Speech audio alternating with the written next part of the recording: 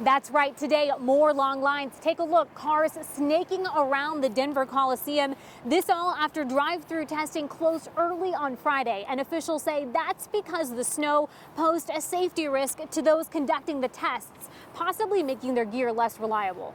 Early Saturday morning, a long line of cars snaked around the Denver Coliseum hours before drive-through testing for COVID-19 started. The National Guard and state health officials testing an estimated 150 people in about 2 hours. My two daughters have a cough and a runny nose, but we haven't had any fever, so it could be just the time. It is also cold and flu season. One woman and her family waiting to get tested, talking to us over the phone after contacting us from her car across the street. We're not carrying the virus without symptoms and possibly putting other people at risk. This after a student at her daughter's school tested positive for the virus. It's a little worrying, but I think we're just going through the motions to see. She tells us she called urgent care and was referred for testing after answering questions over the phone.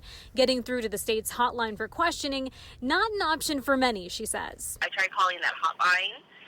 That got nowhere. They're just completely swamped. Her advice? I think that now more than ever, it is important to have a PCP and a primary, because if you don't, you are kind of at the state's mercy of getting a referral and a call back. The governor saying this is an all hands on deck effort. Now from here, the drive-through testing is going to move strategically throughout Colorado to try and detect as many new cases as possible. From the Denver Coliseum, Lisa D'Souza.